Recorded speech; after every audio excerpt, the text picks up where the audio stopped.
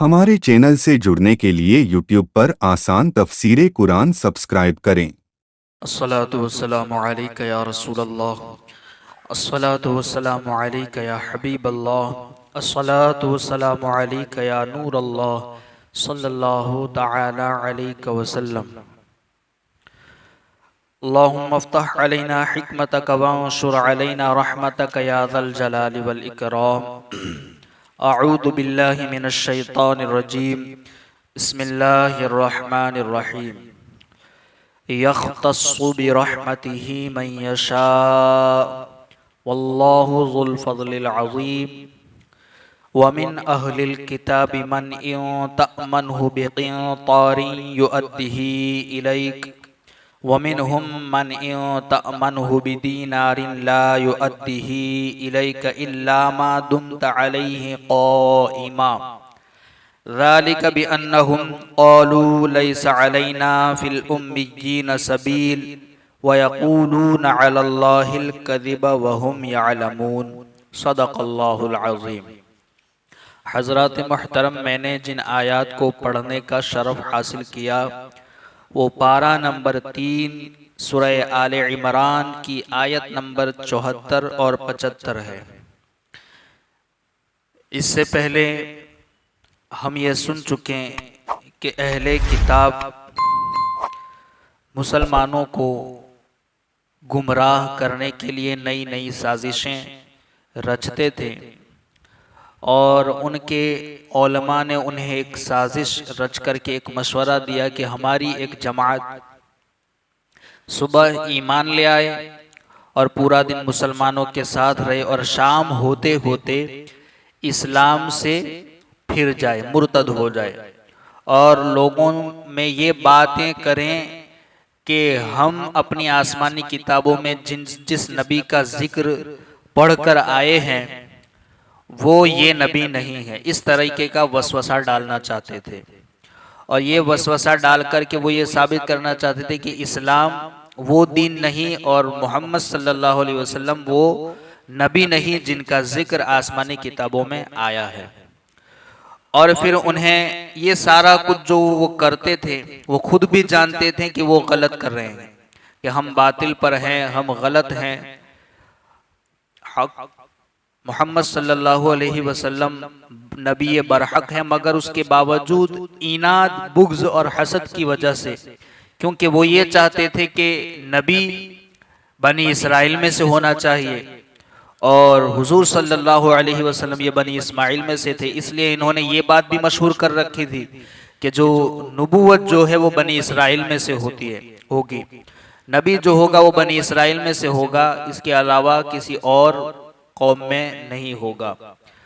तो इसी वजह से वो लोगों में ये बात भी और वसवसे डालते थे और फिर ये भी कहते थे कि यहूदियों को कि अहले किताब तुम इस बात पर यकीन रखो कि तुम्हारा दीन, तुम्हारी किताब और तुम्हारे दीन की तालीमात जैसी किसी की तालीमात नहीं, तुम्हारे दीन की तरह किसी का दिन नहीं और तुम्हारी किताब की तरह किसी की किताब नहीं, और न किसी को ऐसी किताब मिल सकती है न किसी को ऐसा दिन मिल सकता है। इस तरीके की बातें वो करते थे। तो जब इनका मानना ये था कि तुम्हारे दीन की तरह किसी का दीन नहीं और न किसी को ऐसा मिल सकता है, और वो ये कहते थे कि नबूवत भी सिर्फ बनी इसराइल में होगी और नबी तो बनी इस्माइल में से हैं, तो इसलिए वो नबी नहीं जिनका जिक्र तौरात में और इंजील में आया है। अब अल्लाह रब्बुल इज़्ज़त इरशाद फरमाता है यख्तस्सु बिरहमतिही मन यशा वल्लाहु ज़ुल फ़ज़्लिल अज़ीम, यानी कि अल्लाह वो अपनी रहमत के साथ जिसे चाहता है खास फरमा लेता है। यानी अल्लाह रब्बुल इज़्ज़त जिसे चाहता है अपनी रहमत और अपनी नबूवत अता फरमाता है। अपने बंदों में से जिसे चाहता है अल्लाह चुन लेता है। अल्लाह रब्बुल इज़्ज़त जब अल्लाह ने ये कैद नहीं लगाई कि नबी सिर्फ बनी इसराइल में से होगा, तो फिर ये लोग कैद लगाने वाले कौन हैं कि नबी सिर्फ बनी इसराइल में होंगे। अल्लाह अपनी रहमत और अपने फजल से जिसे चाहे नबूवत अता फरमा दे। अल्लाहु यख्तस्सु बिरहमतिही मन यशा वो अपनी रहमत के साथ जिसे चाहता है खास फरमा लेता है। वल्लाहु ज़ुल फ़ज़लिल अज़ीम, और अल्लाह बड़े फजल वाला है। यानी अल्लाह ताला नबूवत और रिसालत के साथ जिसे चाहे खास फरमा लेता है। और नबूवत जिस किसी को मिलती है अल्लाह अज़्ज़ व जल्ल के फजल से मिलती है, यानी ये अल्लाह के फजल से मिलती हैं। और अल्लाह रब्बुल इज़्ज़त पहले से अपने बंदों को खास फरमा लेता है कि इन्हें नबूवत अता फरमानी है। कोई इंसान अपनी मेहनत, अपनी कोशिश, इबादत और रियाजत के जरिए नबूवत हासिल नहीं कर सकता, क्योंकि नबूवत एक ऐसा मनसब है जो कसबी नहीं, बल्कि नबूवत के लिए अल्लाह रब्बुल इज़्ज़त पहले से अपने बंदों को चुन लेता है और उन बंदों को पहले ही से नबी बनाने के लिए उन्हें अल्लाह पैदा फरमाता है। और जो नबी होता है वो पैदाइश से ही पहले ही से, बल्कि पैदाइश से पहले ही से वो हर तरह की नापाकी, गंदगी और नाफरमानी, गुनाह, हर तरीके के ऐब से वो पाक होता है। अल्लाह उन्हें पाक रखता है, वो पाकीज़ा तबीयत होते हैं। जो नबी होते हैं वो कभी गुनाह नहीं करते, न कभी शिर्क करते हैं। अल्लाह हर ऐब से उन्हें पाक रखता है, क्योंकि वो पहले से चुने जाते हैं और अल्लाह उन्हें अपनी नबूवत अता फरमाता है। वल्लाहु ज़ुल फ़ज़लिल अज़ीम, तो नबूवत जिसे मिलती है वो महज अल्लाह के फजल से मिलती है। उसमें जाती इस्तेहकाक का दखल नहीं। कोई इंसान अपनी जात से या मेहनत से नबूवत हासिल कर ले, ये नहीं हो सकता। और ये सिलसिला भी हुजूर पर खत्म हो गया। अब हमारे नबी के बाद कयामत तक कोई दूसरा नबी पैदा नहीं होगा। हाँ, अब अल्लाह ताला ने चूंकि नबूवत का दरवाजा बंद कर दिया, तो अब किसी को नबूवत न मिलेगी। नबूवत मिलती है महज अल्लाह के फजल से, मगर अब वो भी दरवाजा बंद हो गया, तो अब कयामत तक किसी को नबूवत नहीं मिलेगी। अब जब अहले किताब का कहना ये भी तो था यहूदियों का कि हमारे जैसा दीन किसी का नहीं, हमारे जैसी किताब किसी की नहीं, तुम इसी पर यकीन रखो और इसी को मानो, तो फिर अल्लाह रब्बुल इज़्ज़त ने उनका रद्द फरमाते हुए यहाँ कहा कि वमिन अहलिल किताबि मन युतमनहु बिक़िंतारिन युअद्दिही इलैक वमिनहुम मन युतमनहु बिदीनारिन ला युअद्दिही इलैक इल्ला मा दुमता अलैहि क़ाइमा ज़ालिका बिअन्नहुम क़ालू लैसा अलैना फिल उम्मिय्यीन सबील व यक़ूलून अलल्लाहिल कज़िब व हुम यअलमून। अल्लाह इरशाद फरमाता है, और अहले किताब में कोई तो वो है, यानी यहूदियों में अहले किताब में से कोई तो वो है कि अगर तुम उसके पास एक ढेड़ भी अमानत रख दो तो वो तुम्हें पूरा पूरा अदा कर देगा। और उन्हीं में से कोई वो है कि अगर तुम उसके पास एक दीनार भी अमानत रख दो तो जब तक तुम उसके सर पर खड़े नहीं रहोगे वो तुम्हें अदा नहीं करेगा। यानी यहाँ अहले किताब के दो गिरोह का जिक्र फरमाया कि अहले किताब में से कोई तो वो है जिसके पास तुम चाहे तो ढेरों अमानत रख दो, जब आप अमानत उसके पास लेने जाओगे तो वो पूरी पूरी आपको अमानत आपके सुपुर्द करेगा। और अहले किताब में कोई वो भी है कि जिसके पास अगर आप एक दीनार भी रखो तो वो एक दीनार देने में भी उस वक्त तक नहीं देगा जब तक कि आप उसका पीछा नहीं छोड़ोगे, उसके पास उसके सर पर न खड़े रहो। यानी कि आप जब तक उसका पीछा करते नहीं रहोगे तब तक वो आपको एक दीनार भी अदा नहीं करेगा।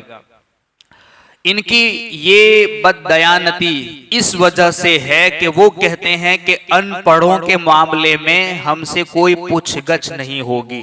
यानी उनका मानना ये है कि जो किताब का इल्म नहीं रखता, यानी कि उनकी जो किताब है तौरात या इंजील, यहूद व नसारा, तौरात यहाँ मुराद, तो तौरात का जिसके पास इल्म नहीं है या तौरात की जो मुखालिफत करते हैं, अगर उनका माल हम दबा भी लेंगे, हड़प भी कर लेंगे तो हमसे कोई पूछगछ नहीं होगी। ये उनका मामला था, उनका मानना था। उनकी बददयानती ये थी कि वो कहते थे कि अनपढ़ों के मामले में हमसे कोई पूछगछ नहीं होगी, और ये अल्लाह पर जानबूझकर झूठ बांधते हैं। ऐसा तो किताब में नहीं कहा गया अल्लाह रब्बुल इज़्ज़त की तरफ से कि जो इस किताब की मुखालिफत करे, अगर वो अमानतें तुम्हारे सुपुर्द करे और आप उसे हड़प भी लो तो आपसे पूछगछ नहीं होगी। तो बिला वजह ये जो कहते थे कि हमसे इस मामले में पूछगछ नहीं होगी, ये अल्लाह पर झूठ बांधते थे। ऐसा अल्लाह ने कहीं पर इरशाद नहीं फरमाया। अब चूंकि वो ये कहते थे कि हमारे दीन जैसा किसी का दीन नहीं, हमारी किताब की तरह किसी की किताब नहीं, तो अल्लाह ने उनका रद्द फरमाते हुए ये कहा कि अहले किताब का एक गिरोह तो वो है जो बददयानती करता है, खयानत करता है अमानतों में। और अमानतों के अंदर खयानत करना हर मजहब के अंदर बुरा समझा जाता है, हर मजहब के अंदर उसे मजमूम शुमार किया जाता है। तो फिर अहले किताब का एक गिरोह तो खयानत करता है और वो ये कहते हैं कि हमारे दीन की तरह किसी का दीन नहीं, तो ये क्या, यानी उनका रद्द फरमाने के लिए अल्लाह ने ये कहा कि वो खयानत करते हैं। ये आयत अहले किताब के बारे में नाजिल हुई और उसमें यह जाहिर फरमाया गया कि उनमें दो किस्म के लोग हैं। अहले किताब में दो किस्म के लोग हैं, अमानतदार और बददयानत। यानी एक है अमानत दार यानी अमानत की हिफाजत करने वाला, और एक है अमानत में खयानत करने वाला। ये दो गिरोह अहले किताब की इस आयत में जिक्र फरमाए। बाज तो ऐसे हैं कि उनके पास ढेरों ढेर माल भी अमानत के तौर पर रख दिया जाए तो वो बगैर किसी कमी बेशी के वक्त पर अदा कर देंगे। वो किसी भी किस्म की उसमें कमी बेशी किए बगैर जब आप मांगोगे, तलब करोगे, वो आपको आपकी अमानत सुपुर्द कर देगा। और उसमें जैसे कि हजरत अब्दुल्ला बिन सलाम रदी अल्लाह ताला अन्हु कि जिनके पास एक कुरैशी ने 1200 औकिया यानी तकरीबन 147 किलो सोना अमानत रखा था। अब्दुल्ला बिन सलाम रदी अल्लाह ताला अन्हु के पास एक कुरैशी ने कितना 147 किलो सोना अमानत रखा था, तो आपने उसको वैसा ही अदा किया जैसा उसने आपके पास रखा था। और बाज अहले किताब इतने बददयानत हैं कि थोड़े से माल पर भी उनकी नीयत बिगड़ जाती है। जैसे फनहास बिन आजूरा नामी यहूदी, फनहास बिन आजूरा नामी एक यहूदी था कि जिसके पास किसी ने एक अशरफी अमानत रखी थी, लेकिन वो वापसी के वक्त उसमें भी मुकर गया। सिर्फ एक अशरफी अमानत के तौर पर किसी ने उसके पास रखी थी, मगर एक अशरफी के अंदर भी उसकी नीयत बिगड़ गई और देते वक्त वो मुकर गया। तो अहले किताब की ये दो गिरोह है, एक तो अमानत में खयानत नहीं करते और एक वो है जो बददयानती करता है। और वो उसका मानना ये है बददयानती करते वक्त कि हमसे इसके बारे में पूछगछ नहीं होगी। तो इन दोनों किस्म के लोगों के बारे में फरमाया कि अहले किताब में कोई तो वो है कि अगर तुम उसके पास एक ढेर भी अमानत रख दो तो वो तुम्हें पूरा पूरा वापस अदा कर देगा, और उन्हीं में से कोई वो है कि अगर तुम उसके पास एक दीनार भी अमानत रख दो तो जब तक तुम उसके सर पर खड़े नहीं रहोगे यानी कि बार बार तकाजा नहीं करते रहोगे, वो तुम्हें अदा नहीं करेगा। तो गोया अल्लाह अज़्ज़ व जल के डर से नहीं बल्कि लोगों के डर से और बार बार के तकाजे पर ही अमानत अदा करेगा। यानी कि वो इतना बददयानत है कि अल्लाह के खौफ से वो अदा नहीं करेगा, बल्कि बार बार आपके मांगने पर और लोगों के डर से वो आपको अमानत आपके सुपुर्द करेगा। और ऐसी अमानतदारी काबिल तारीफ नहीं जो बुलंद अखलाकी और खौफ खुदा की वजह से न हो बल्कि लोगों के डर से हो। और ऐसी अमानतदारी यानी कि ऐसी अमानत सुपुर्द करना कि जो बार बार मांगने पर या फिर लोगों के डर से सुपुर्द की जाए, अल्लाह के खौफ से और बुलंद अखलाक की वजह से न हो, तो ऐसी काबिल तारीफ ये अमानतदारी काबिल तारीफ नहीं है, बल्कि ऐसी अमानतदारी भी बुरी है। यहूदी इस तरह बददयानती की हरकतें करते और अपने नफ्स को इस हीले बहाने से राजी करते। यानी वो कुछ यहूदी सारे ऐसे नहीं थे कि जो खयानत करते थे, कुछ थे जो पूरी पूरी अमानत दे देते और कुछ ऐसे थे जो अमानतों में खयानत करते थे। तो उन जो अमानत में खयानत करते थे उनका वो क्यों ऐसा करते थे, इसकी वजह यह है कि वो इस तरह बददयानती की हरकतें करते और अपने नफ्स को इस हीले बहाने से राजी करते कि अल्लाह ताला ने अपनी किताबों में दूसरे दीन वालों के माल हजम कर जाने का हुक्म दिया है। वो ये कहते थे कि अल्लाह ने ये हुक्म दिया है कि दूसरे दिन वालों का माल हजम कर लिया जाए, यानी कि वो यहूदी थे और जो यहूदी नहीं होता था उनका मानना यह था कि जो यहूदी होता उसका माल तो सुपुर्द कर दिया जाए, मगर जो यहूदी नहीं है उनका माल अगर हम हजम भी कर ले और हड़प ले तो अल्लाह रब्बुल इज्जत हमसे इसके बारे में पूछगछ नहीं होगी, अल्लाह पूछेगा नहीं। उनका मानना यह था। हालांकि ये खूब जानते हैं कि उनकी किताबों में कोई ऐसा हुक्म नहीं और उनकी ये बात अल्लाह ताला पर बहतान है। इसीलिए अल्लाह ताला ने कहा कि वो बिला वजह वयक़ूलूना अलल्लाहिल कज़िब वहुम यअलमून, वो जानबूझकर अल्लाह रब्बुल इज्जत पर झूठ बांधते हैं। ऐसा अल्लाह ने कहीं पर हुक्म नहीं दिया कि आपसे पूछगछ नहीं होगी। इससे मालूम हुआ कि धोखे और जुल्म के तौर पर किसी का माल दबा लेना यह हराम है। धोखे से या जुल्म करके किसी का भी माल दबा लेना, किसी की जमीन हड़प लेना, किसी का मकान हड़प लेना, किसी की कोई चीज हड़प लेना, ये क्या है? हराम है, अगरचे वो किसी दूसरे मजहब का हो। ये यहाँ शर्त नहीं है कि किसी मुसलमान का हड़प लेना हराम है या सिर्फ अपने भाई का हड़प लेना हराम है, बल्कि वो किसी भी मजहब का हो, जुल्मन किसी का माल आपने हड़प लिया है तो हड़प लेना, ले लेना, ये क्या है? हराम है। धोखा देना हराम है। रसूल अकरम सल्लल्लाहु अलैहि वसल्लम हिजरत की रात हजरत मौला अली करमल्लाहु ताला वजहुल करीम को उन लोगों की अमानतों की अदायगी की जिम्मेदारी देकर गए, यानी उन लोगों की अमानतों की जिम्मेदारी दी जो हुजूर को कत्ल कर देना चाहते थे, जो हुजूर के खून के प्यासे थे, हुजूर को शहीद कर देना चाहते थे। अल्लाह के रसूल सल्लल्लाहु अलैहि वसल्लम ने जो आपको कत्ल करना चाहते थे, उन लोगों की अमानतें हजरत मौला अली रदी अल्लाह ताला अन्हु को सुपुर्द की और फिर आपने हिजरत फरमाई। तो अदायगी की जिम्मेदारी मौला अली को देकर गए जो हुजूर पुरनूर सल्लल्लाहु अलैहि वसल्लम के कत्ल का इरादा कर रहे थे, यानी जो आपको मारना चाहते थे, उन लोगों की अमानतें सरकार ने मौला अली को दी और फिर हिजरत की। तो ऐसा नहीं है कि अगर कोई दुश्मन है तो इसका हड़प लिया जाए, कोई दूसरे दिन वाला है तो उसका हड़प लिया जाए, चाहे वो कोई भी हो, दुश्मन हो या दूसरे मजहब का हो।